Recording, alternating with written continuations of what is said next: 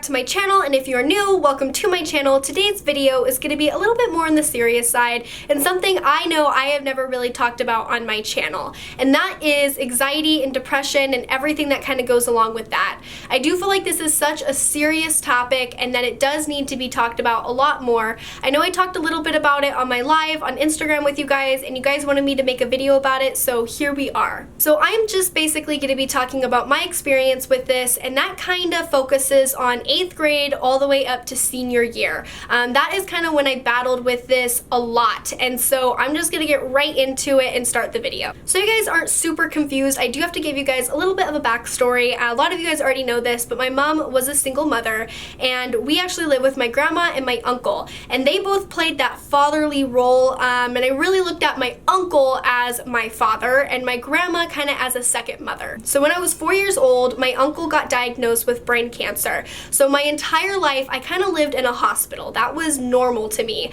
We knew literally all the hallways in the hospital. We knew all the nurses, and hospital food was kind of really good for us because we were used to it so much. So my whole life growing up, I was told in the most simplest form because of how young I was, either Uncle D is on his deathbed or Uncle D is perfectly fine. And that is obviously really confusing for a child to go through. I almost felt like it was the boy who cried wolf because I always had that ounce of hope in me, because every time he was on his deathbed, I was like, well, he's just gonna go into remission again, so why is everybody worrying? And he went into remission a lot, guys. I'm telling you, probably about maybe like 5 to 10 times. It was a lot. And for those of you who don't know what remission is, it basically is when you are temporarily cancer-free. It's kind of like an in-between stage if you don't know if you're going to maintain being cancer-free or if it's going to come back.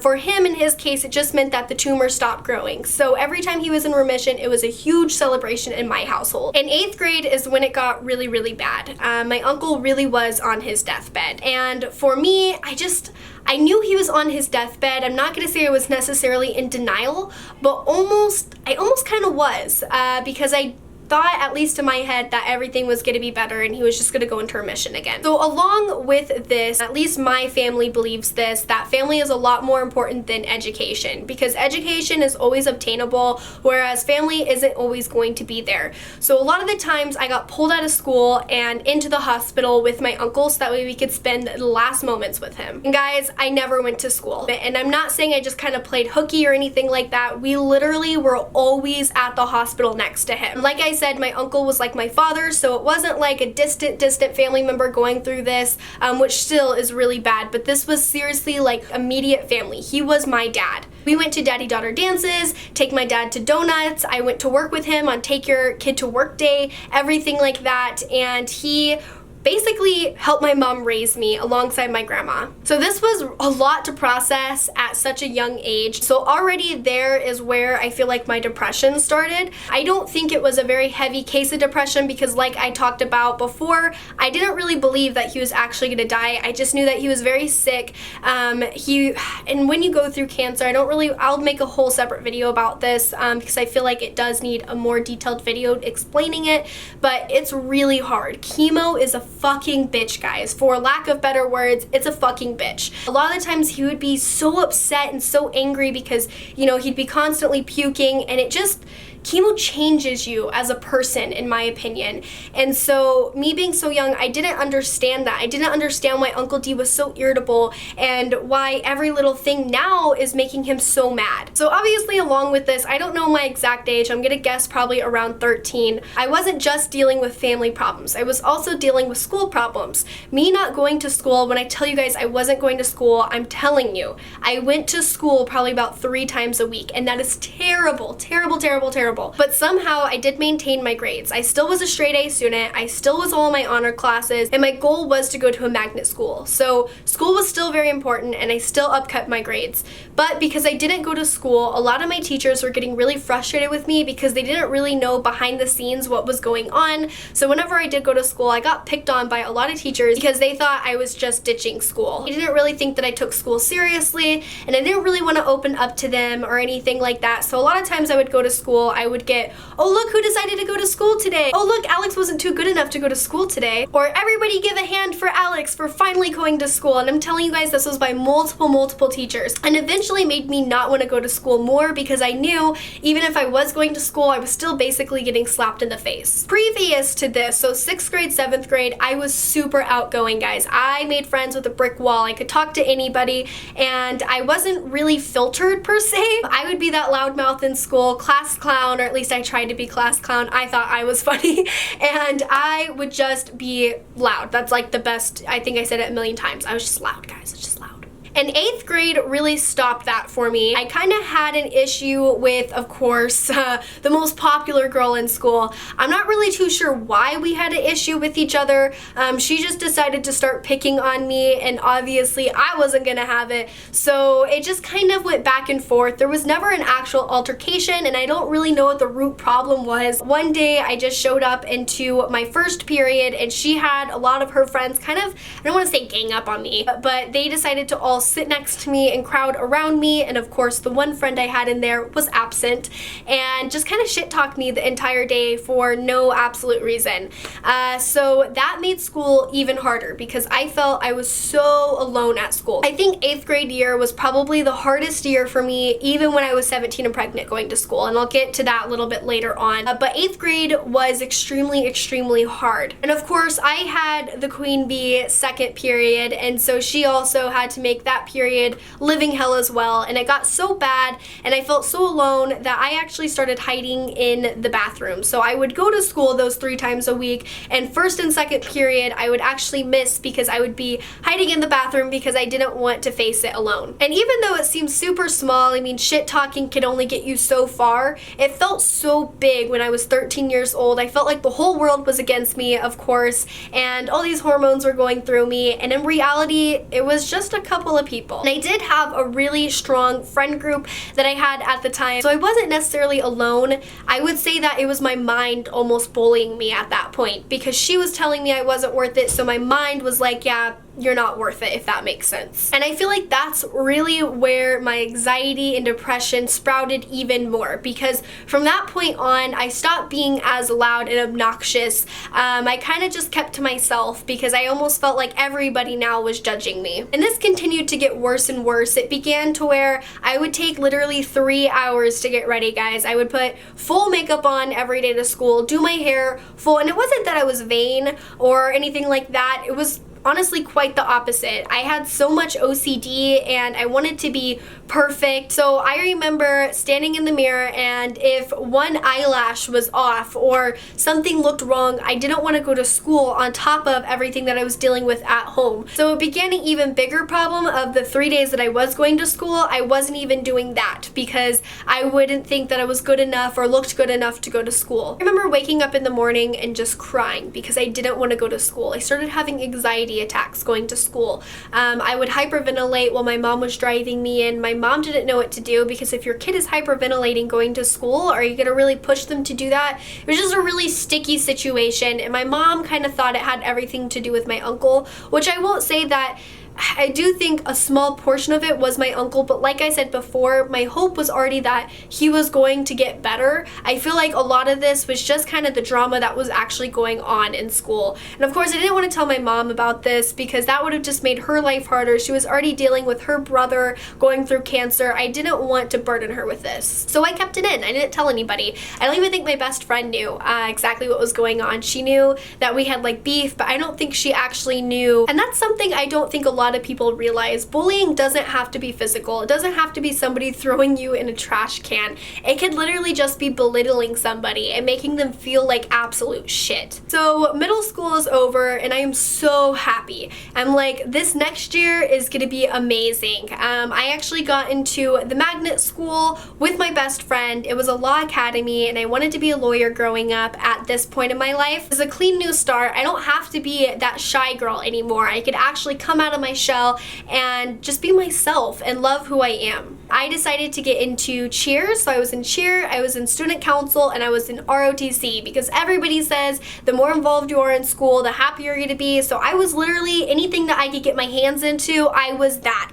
So the first day of school comes, it's freshman year, I'm walking with my best friend and we're looking at our schedule, and of course we have no classes together. We don't even have lunch together, and we're literally taking the same classes. Like, we're literally all in the same classes, but of course it just doesn't add up. And so I was like, that's okay, I'll make new friends. So we get in there, and right when I walk in, I notice everybody is clicked up. And what I mean by that is there's like just groups of people. There's not just like stragglers walking around. Everybody is with their friends. And I'm like, how, like, this is freshman, what? Like, this is the beginning of a new year, like how? So later on, I finally find out that it is half magnet, half public, so a lot of these kids already went to middle school together. And so they already have their friend group. And so here I am, a newcomer, and I felt like nobody wanted to be friends with me, which was far from the truth. I didn't actually put myself out there. My mind just kind of took over and told myself, well, they can't hate you if you're quiet. So I never really tried. I never really reached out to anybody to make friends. Of course, I had my cheerleaders, but there was only like 2 or 3 freshmen in that class, and I didn't have any classes with them because they weren't in magnet, and it was just really hard. A lot of my friends were seniors and juniors because that's typically what the cheer team was, and even in student council, there was only maybe about like 4 of our freshman squad, and I didn't really even have classes with anybody. And then it just kind of brought me back to 8th grade, where I felt so alone in such a big school, and it was happening all over again. I wasn't alone. I still had a lot of friends in different genres, but I felt alone. And then something really unexpected happened, at least to me. My uncle passed away, and I was a freshman. Like, to deal with grief at such a young age is really hard, and I don't want to cry. It was just really hard. I was mad. I thought he was going to go back into remission, and I kept telling everybody, like, this isn't it. He's not on his deathbed, and he passed away. Like, just like that, he's gone. And that was something I wasn't ready to let go. I was just mad. I was mad at everybody. I was mad at my mom. I was mad at my grandma. I was mad at the kids at school that had nothing to do with it. I was just mad. Like, why him of all people? And this definitely translated, oh, I don't want to cry. This definitely translated in school. I didn't want to make friends with anybody. I hated everybody. And then I ended up not going to school as much because I was grieving and I couldn't stop crying, and I just kind of let it take over me. And this, I think, is where the depression really started as well. I remember looking in the mirror one time and just not wanting to be alive. I just didn't care about life anymore. My panic attacks got even worse going to school. My hyperventilating got even worse. I couldn't handle it. I couldn't handle life. And so we decided to go to family counseling all together, and I don't really think that helped me as much because I didn't want to get better, if that makes sense, because there's different stages of grief. I couldn't get over the anger. I was sad, but I just wanted to break everything. It just really fueled my anger, and I couldn't get past any other stage. So I wasn't willing to get help. And so even though we were there getting help, I wasn't open to it, so it wasn't helping me, if that makes sense. That year was really hard for my grades. I think I barely passed. I feel like a lot of teachers just kind of passed me because they felt bad of like what was going on. And it was just a really rough year. There were days I felt like I cried for like 3 days straight. It was really, really, really hard on me. And I ended up quitting cheer. I couldn't handle it anymore. I couldn't be that peppy anymore. And I ended up being not as involved in student council. I would show up, but I didn't really do the packs, and everything that student council has to offer. Sophomore year, I decided not to go to that magnet school. I just felt like there was so much I was dealing with, I couldn't handle it. So I actually decided to just go to the public school across the street from me, and all my best friends went there. It was all the kids that I grew up with my entire life, so I just thought that I would have a support system. But looking back on it, 8th grade year I had a support system, and that didn't help. It was me. Freshman year I had a support system. It didn't help. It was me. And so me thinking that that was going to help, that other people were going to help me get through this, and it wasn't that. It was me. It was my anxiety. It was my depression. It was my mind that was bogging me down, that was bullying me. It was no longer that mean girl in 8th grade year that was making me feel this way. It was myself making me feel this way. I was my biggest bully. I was my enemy. And sophomore year comes, and I'm supposed to be all better because a whole year has passed basically of my uncle's death, and I'm still not better. A lot of people say that it gets better after time, and a lot of people didn't understand, like, it's been a whole year, how are you not over this already? And everybody grieves differently. Everybody takes their own time, and I just wasn't there yet. So the beginning of sophomore year, I went into it like I already know how high school is. I've already written it off.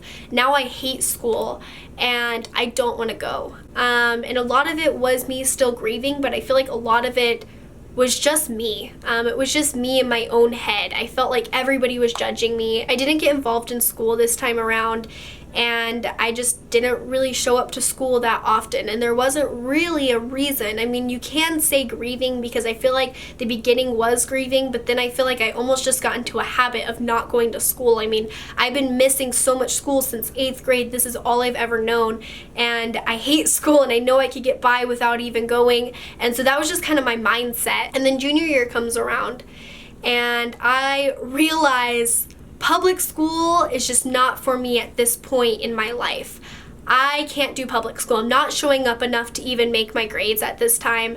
I feel terrible going there, and like I said, I'm my own biggest enemy. So I thought I should do online school. Online school bumped my grades up tremendously. I wasn't missing school to miss the material because I was at my house, so my grades went all the way back up to straight A's.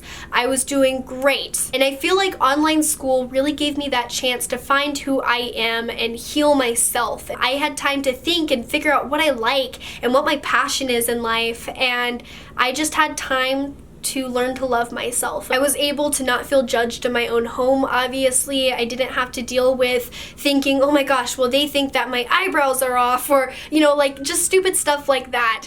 And I was in the comfort of my own house, and then that just really helped me. So towards the end of junior year, you guys already know this, that's what my channel is about. Spoiler alert, I got pregnant, and that also I feel like helped me so much, just because I just kind of learned not to give a fuck anymore. Once I knew I was going to be a mom, and obviously all this judgment kind of hit me, it also helped me learn that I had a purpose in life. I'm not encouraging anybody, I'm not saying, oh, well, go get pregnant, it's going to help you, because like I said before, I really had time to learn to love myself first, and now I was kind of getting that judgment, almost practicing that, if that makes sense. I'm not saying go and get pregnant, guys. Trust me, that will not help. No. And so senior year was coming around, and I knew it was going to be this big old balloon, but I didn't care, and I thought I was ready to go back into high school. But I knew that me being pregnant and all these doctor's offices, I didn't want anything to hold me back. I wanted, again, to do it 110%. I wanted to do it the right way, so I thought doing it online school and public mixed together would be my kind of go-to. So that is what we have here in Vegas. It's called a charter school. I believe they're all around. I don't know. But yeah, so it's half online, half public. So basically you do all your assignments and you go into school once a week. I could totally make that work. So I went in, and I feel like it helped me a lot. The only thing was that they didn't really allow you to actually make friends or anything like that. When you went in there, you're literally just talking to a teacher, so I didn't necessarily get to test it out, I guess, but it was still a lot better. I wasn't as lonely as what I was in online school, because online school is really hard. You do need to still stay involved with a lot of your friends, so that way you don't go slip into a bigger depression. And for senior year, I actually didn't end up up going to prom. I didn't end up doing all the senior sunrises and all that fun stuff, and that was totally up to me. I just ended up not doing it just because I did want to focus more on, I guess, growing up. You don't necessarily have to choose that. You still can while you're pregnant. For me though, I was so over hanging out with teenagers at that point. I didn't really think it was going to be any fun. And then halfway through senior year, I ended up having my son. And so I wasn't done with school yet. I believe I still had 4 months. Yeah, because he was 3 or 4 months. Still had 4 months left of school. And that is when the struggle really started. Like, everybody thinks it's hard being pregnant in school. Try having a kid and going to school. It was so hard, but luckily the school I was going to was super helpful. They didn't care if I brought my kid to school, and I did. So I'll probably share some stories about that. Leave that down below if you want me to do some separate stories about that. But I brought Grace into school, and I ended up graduating, and that is, I guess, basically my story and where I am now with it. Obviously, I feel like I still deal a little bit with anxiety, but not as bad as what I did before. I feel like I went through such a dark time. I almost feel like it was a blur looking back. I am so incredibly happy now. I love myself now. I don't give a fuck, as you guys know, what people think about me now. So I guess the moral of the story is that you are not alone if you are going through this. I've been through it too, and I'm telling you right now, it gets better. You just need to learn how to love yourself, and eventually you'll get over worrying about what other people think about you, because you know you're fucking amazing, and I know you're fucking amazing. And if you need anybody to talk to about this, go ahead and email me. I do have my email listed down below. Don't email my business one because I probably won't reply to that, but if you do email me at my advice one, of course, I am always there, and I love you guys so much, and just know that you are worth it, and I hope you guys have a wonderful rest of your day, and thank you guys so much for watching and being my main support system, and I love you guys so much. Have a great one, guys. Bye.